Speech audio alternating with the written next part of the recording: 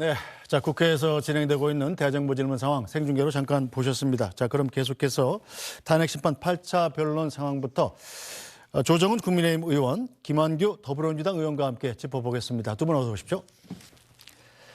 네, 자 오전에 일단 윤 대통령 측의 오전 변론 얘기부터 좀 짚어보겠습니다. 자 조정훈 의원님, 일단 윤 대통령 측이 헌법재판소 심리에 불만을 표시하면서 이대로 심리가 이루어진다면 중대 결심을 할 수밖에 없다 이렇게 얘기를 했어요. 이 중대 결심이 뭡니까? 글쎄요, 뭐 제가 변호인단하고 소통을 직접 하지는 못해서 알 수는 없습니다만 저렇게 진행되고 있는 헌법재판소의 대통령 탄핵 재판이 좀 굉장히 흔들리고 있다 이런 생각이 듭니다. 뭐 제 개인적인 정파에 얽힌 생각이 아니고요. 네. 여론조사, 국민들의 여론이 그렇습니다. 12월 셋째 주인가요? 대통령 탄핵 심판을 시작하기 전에 헌법재판소는 60%가 넘는 국민의 신뢰도를 받는 아마 사법기관, 헌법기관 중에 부끄럽지만 국회는 항상 꼴등이고 네. 1등은 항상 헌법재판소였습니다. 근데 최근에 진행된 헌법재판소의 신뢰도가 40% 초반대까지 떨어진 여론조사를 제가 직접 보았습니다. 20% 깎아먹은 겁니다. 네. 이 과정에서 헌법재판소는 본인의 재판 진행 과정과 속도가 절차가 과연 국민들의 신뢰를 얻고 있는지 잃고 있는지 한번 냉정하게 바라봐야 된다고 생각합니다. 대통령 탄핵을 지지하든 지지하지 않든 적지 않은 국민들이 지금 갸우뚱하고 있습니다. 헌법재판소가 겨우 이 정도였나? 2시간 전에 마은혁 후보 임명에 관한 결정을 미루고 또 40일 동안 아무것도 안 하다가 또 그냥 등 떠밀리는 듯이 한덕수 총리 탄핵에 대한 심의를 시작하고 또 생중계되는 대통령 탄핵 심판을 보면서 대통령의 방어권이 충분히 보장되고 있지 않다라는 생각을 하는 또는 제가 한 언론에서도 얘기했지만 헌법재판소가 저게 근엄한 법복을 입고 계시고 어떻게 보면 운동 경기를 치면 심판의 역할 아니겠습니까? 네. 근데 많은 분들이 저 심판복 뒤에 양편 중에 한 팀의 유니폼을 입고 계신 게 아닌가 할 정도로 편파적이지 않은가 하는 생각들을 합니다. 제가 윤 대통령 측 변호인단이 어떤 중대 결심의 내용을 제가 알 수는 없습니다만 네. 저 말을 듣고 그렇게 놀랍지 않다. 그러니까는 국민들이 뭐야 왜 갑자기 저래 뭐 질 것 같으니까 저런 거야 라는 국민도 계실 수 있습니다만 네. 적지 않은 국민들이 그래 오히려 저게 낫겠다라고 생각하시는 분도 있을 정도로 네. 지금 국민들 보시기에 그리고 여론조사에서 드러나기에 헌법재판소의 편파성 문제가 점점 심각해지고 있다 싶습니다. 네. 자 김한규 의원님, 일단 이 조정훈 의원님 얘기는 이 중대 결심이 뭔지 잘 모르겠지만 헌법재판소가 공정성을 심각하게 잃고 있다 이런 뜻입니다. 자 어떻게 생각하시나요? 그러니까 뭐 공정성을 이제 문제 제기하는 게 이제 여당이고 윤석열 대통령 주변이고 이제 그런 부분에 영향을 받은 국민들이 같이 정말 그런가라고 생각해서 여론에 반영되고 그러면 다시 또 국민의힘 의원들은 거봐라 여론이 안 좋아지지 않았냐 헌재의 신뢰도에 문제가 있다 뭐 이런 식으로 계속 이제 여론을 활용하고 있는 것 같은데요. 저는 이제 윤석열 대통령 측에서 결국 지금 할 수 있는 게 이제 별로 없죠. 이제 변론이 다 끝나가고 오늘이면 이제 최종 진술 변론하는 게 한 번 정도 남았을 텐데 네. 결과가 아무래도 충분히 인용될 것으로 예측되기 때문에 결국 판을 흔들려면 본인이 불출석한다고 해서 진행이 안 되는 건 아니고요. 네. 그러면 뭐 변호인단이 사퇴하거나 아니면 대통령직에서 직접 하야하거나 뭐 그런 걸 텐데 대통령직 하야를 하게 되면 뭐 여당 쪽에서 어떻게든 이재명 대표 재판 이후까지 헌재 탄핵 심판이 이루어지기를 기대하고 있기 때문에 그 옵션은 고려하지 않을 것 같고 네. 결국 이제 변호인단 사퇴하는 부분인데요. 이게 일반 형사 사건하고 다릅니다. 헌법재판소는 기본적으로 이제 법률심이기 때문에 변호사를 반드시 대리인으로 두게 돼 있는데 예외적으로 본인이 변호사 자격을 갖고 있으면 대리인이 없어도 소추도 이제 헌법 소원도 낼 수 있고 심판 진행도 할 수 있거든요. 그래서 이 사건은 윤석열 대통령의 대리인 측이 다 사임을 하더라도 재판 진행하는 데 문제가 없다. 그리고 박근혜 전 대통령 네. 탄핵 사건 때도 그런 식으로 변호인단에서 소위 말하는 소정 외변론, 네. 정치적으로 우리가 사퇴할 수 있다라고 하다가 오히려 여론이 안 좋아져서 사퇴하지 않았던 전례가 있고요. 또 박근혜 대통령하고 달리 윤석열 대통령은 이제 변호사 자격증이 있기 때문에 네. 법률적으로도 이견이 없어서 제가 봤을 때 실질적으로 재판 탄핵 심판을 지연시키는 효과는 없을 거다. 하지만 네. 이제 나중에 인용이 되더라도 우리가 신뢰할 수 없어서 중간에 사퇴했는데도 그대로 선고했다. 이런 식의 장외투쟁을 하기 위한 명분 쌓기 뭐 이런 건 가능하지 않을까 싶습니다. 네, 장외투쟁을 하기 위한 명분 쌓기일 것 같다. 어쨌든 헌재가 오늘 8차 변론, 사실 사전에 지정했던 마지막 변론이기 때문에 오늘 변론이 다 끝날 때까지 헌재 자세 변화가 없거나 혹은 헌재가 추가 변론 기일을 지정하지 않거나 하면 아마 이 중대 결심이 뭘지 아마 윤석열 대통령 측에서 밝힐 것 같습니다. 그 내용 지켜보기로 하고요. 그럼 오전에 있었던 조태용 국정원장 증언 내용부터 좀 짚어보겠습니다. 자, 비상계엄 당일 밤에 방첩사에게 체포명단을 전해 들었냐는 전에 들었다. 이런 홍장원 제1국정원 차장이 증언을 했죠. 이 사실을 홍장원 국정원 1차장이 조태용 국정원장에게 보고했다고 증언을 했었습니다. 하지만 조 원장은 시중에 떠돌아다니는 이야기인 줄로만 알았다. 이렇게 얘기했는데요. 관련 발언부터 들어보겠습니다. 홍 차장한테 정무직 회의 마치고 따로 들어와서 얘기할 때 방첩사 도우라는 지시 받았다. 그까지는 얘기 들었고 그 뒤에 뭐 다른 맥락으로 증인이 이야기로는 그냥 시중에 떠도는 얘기 하듯이 이재명은 한동훈 잡으러 다닐 것 같다 이런 얘기 들으셨다는 거잖아요. 그렇습니다. 그걸 대통령 지시라고 연결 못 시켰던 이유가 혹시 대통령이 이런 지시를 했을 리가 없다고 생각한 것도 한 이유 중에 하나인가요? 정치인을 체포하러 다닌다라고 생각 못했습니다. 왜 생각을 못 하셨을까요? 어떻게 그런 일이 이렇게 쉽게 있겠습니까? 이날 계엄이 있다는 건 처음 들었을 때 바로 믿기던가요? 계엄도 깜짝 놀랐습니다. 홍장. 네, 먼저 조정은 의원님. 일단 조태용 국정원장 증언 가장 눈여겨본 대목이 어떤 게 있습니까? 여러 가지로 굉장히 객관적으로 네. 또는 구체적으로 얘기를 하신 것 같아요. 네. 이제 두 가지가 이제 조태용 원장에 의하면 사실이 아니다. 홍장원 1차장의 발언이 특히 이제 그 메모를 받아 적은 장소가 네. 홍장원 차장에 의하면 뭐 밖에 놀이터 공터라고 했는데 CCTV 확인한 결과 실내에 있었다. 뭐 CCTV가 거짓말할 리는 없으니까 거짓말인 게 드러난 거죠. 네. 그러면 홍장원 1차장은 왜 이런 거짓말을 했을까? 그러면 본인의 발언 중에 일부가 거짓말로 드러났기 때문에 다른 발언은 혹시 거짓말일 가능성이 없을까?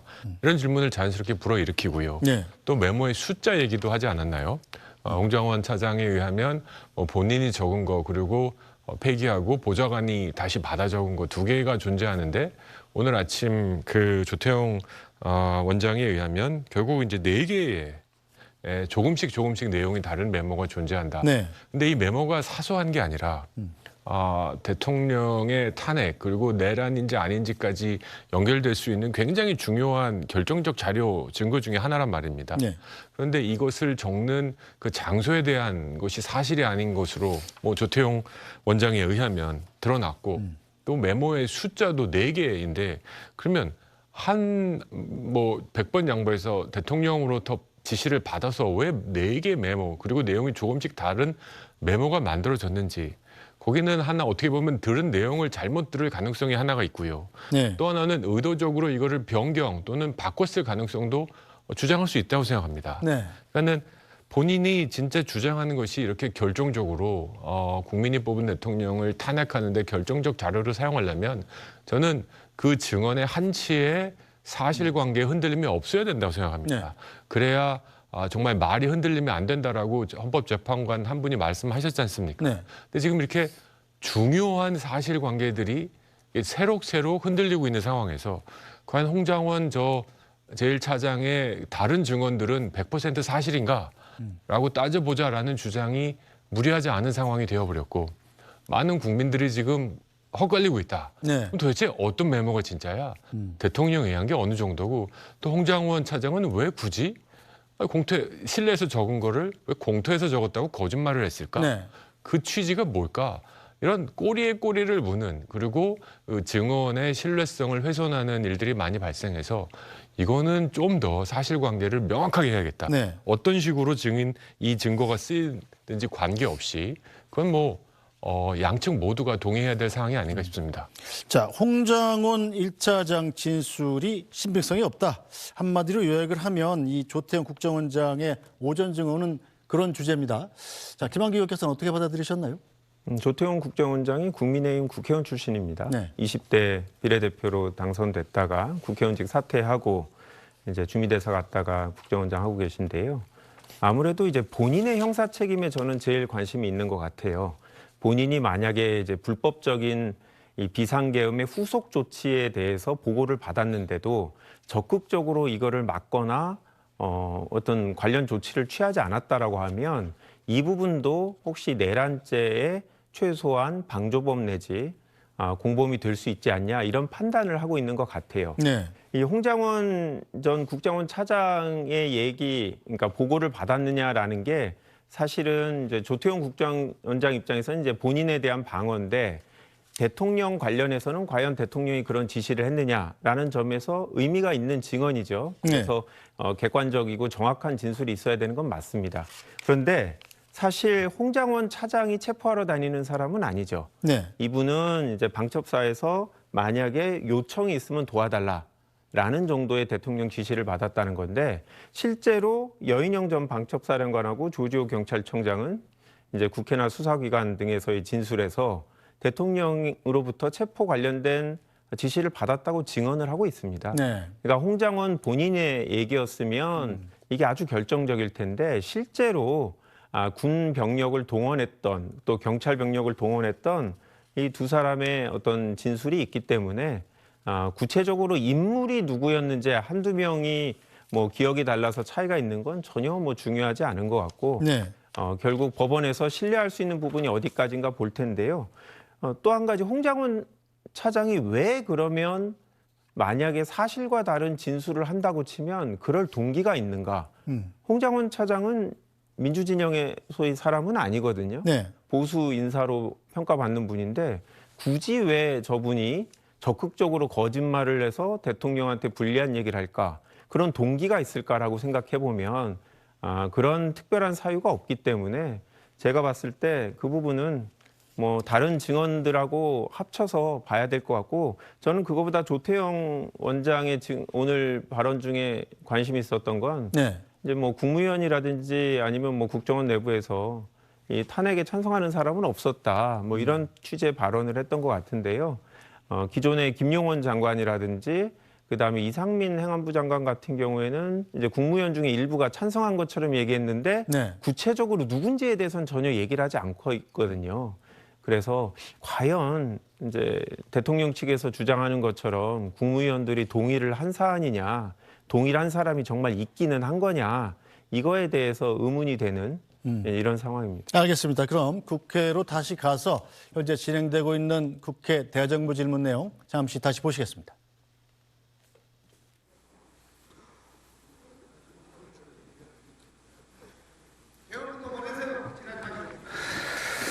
자, 최상목 근황대행 발언대로 나와주시겠습니까?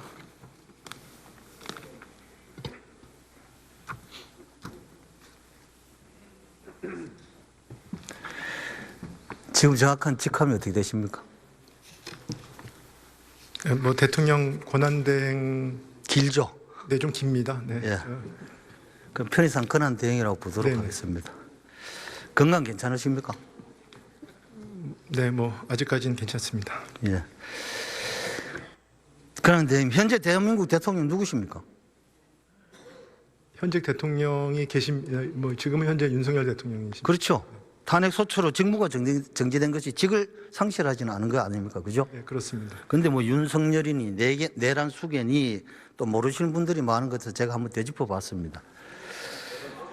최근 여론조사에서 50%가 넘는 지지를 받고 있는 대통령입니다. 그렇다면 절반이 넘는 국민들께서 민주당 주장대로라면 전부 다 내란 동조 세력입니까? 어떻습니까? 글쎄 뭐 제가 답변 드리기엔 적절치 않은 것 같습니다. 자, 그런데 우선 마은혁 후보자 헌법재판소 결정을 존중한다는 그런 입장이셨고, 그리고 국회에서 합의하면 임명하시겠다는 그런 입장이셨죠. 네, 그런데 아직 뭐 결정이 안 났기 때문에 제가 예단해서 말씀드리기 어렵다는. 그렇죠. 그 민주당에서 무조건 임명해야 한다는 주장을 하고 있었습니다. 어떻게 생각하십니까? 아까 뭐 여러 번 말씀을 드렸습니다만 아직 결정이 안 된 상태이기 때문에 제가 지금 현재 예단해서 말씀드리기는 어렵다는 점 양해 부탁드립니다.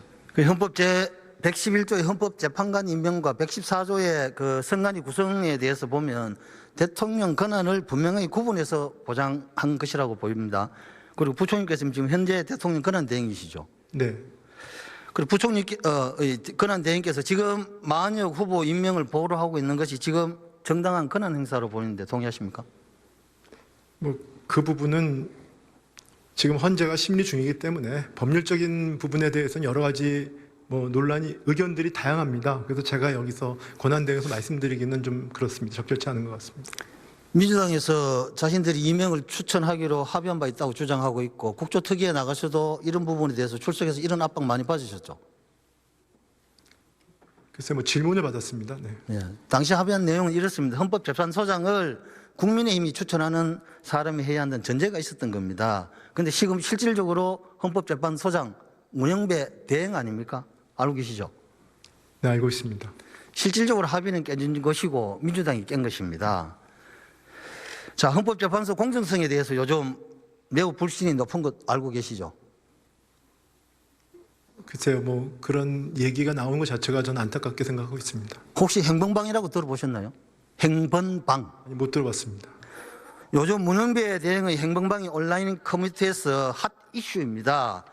국민 여러분들은 물론 특히 2030 청년 세대들이 신뢰하지 않는다는 비율이 53%, 54%, 과반이 넘는 여론조사가 있습니다. 알고 계시나요?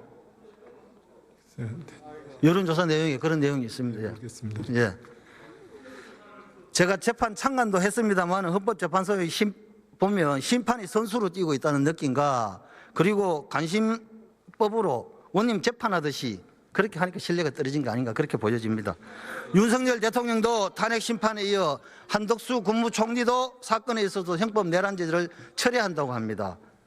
철회한다고 밝혔습니다. 이거 알고 계시죠? 네. 어떻게 생각하십니까? 글쎄 헌법재판소에 대해서 제가 언급하는 건 적절치 않은 것 같고요. 헌법재판소는 우리 헌법상 그 여러 가지 헌법과 법률 시스템에서 아주 중요한 기관입니다. 그래서 저는 현명하게 잘 판단해 줄 거라고 생각하고 있습니다. 그 직무도 정지시켜놓고 재판대 시원하놓고 알맹이 뺀 거 아닙니까? 이것이 대국민 사격 아니면 뭐겠습니까? 그렇지 않습니까? 자, 대행님, 네. 마은혁 후보자 반드시 임명해야 할 법적 강행 의무 있습니까?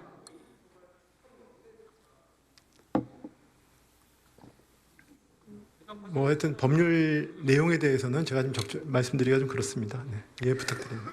자, 그 권한쟁의 심판은 확인 행위이고 비강건 재판임도 좀 유의해 주십시오. 그리고 임명 시기에 관해서 법적 강제성이 있습니까? 언제까지 각 헌법재판관을 임명해야 되는 강제성?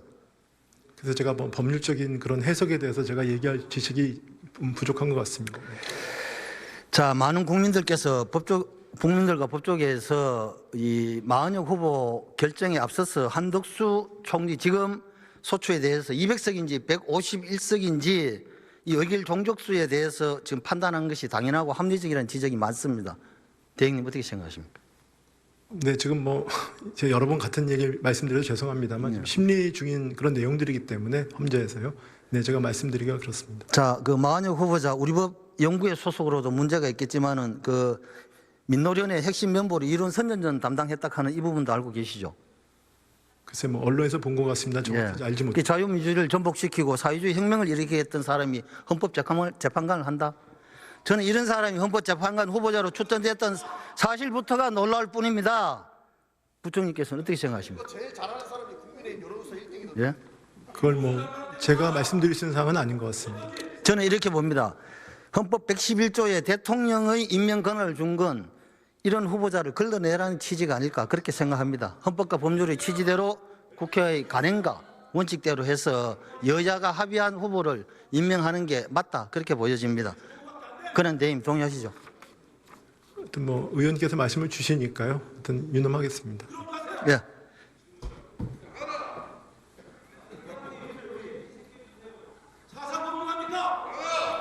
뭘 들어가라 마라 그래? 다시 해봐. 그럼 뭔 이야기 하셨어요? 아, 이걸 나한테 왜 물어요? 자, 질문 답변하시죠. 그만하세요.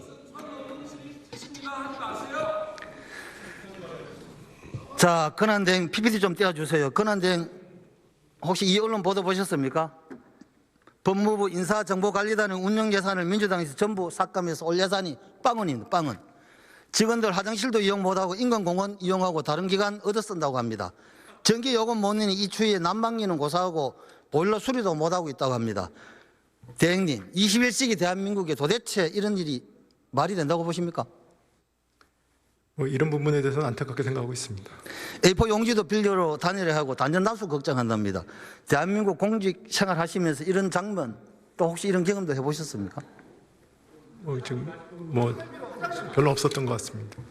자, 권한대행 혹시 내돈내수라고 혹시 들어보십니까? 내돈내수 못 들어왔습니다. 못 들어보시죠? 내 돈 내고 내가 수사한다는 요즘 신조어입니다. 민주당이 검찰, 경찰, 특수활동비, 특정업무 경비 전부 빵원 만들었습니다. 마약 수사, 딥페이크 성범죄 수사와 서민과 약자를 보호를 위해 수사하는 검찰과 경찰 일선 수사관들 6급, 7급, 8급, 9급들 일반 수사관들 추위와 더위 속에서 현장에 나가서 잠복 수사 나가서 빵 하나 우유 하나 사 먹는 돈까지 싹 다 뺏었습니다. 자, 권한대행 이 보도도 한번 보시죠. 자, 권한 없는 공수처에서 대통령 구속영장 청해놓고 그날 저녁에 술 파티한 겁니다. 특정 업무 경비로 술값, 고깃값 계산했다고 합니다. 부통님 보시기에 이게 기준이 이해가 됩니까? 예? 대행님. 제가 뭐 사실관계를 네, 자 국회의 대정부 질문 상황 현장 중계로 보셨습니다. 조금 전에 이 고동진 의원 질문이 좀 짧아서 균형을 맞추기 위해서 여당인 구자근 의원의 질문까지 조금 더 들어봤습니다.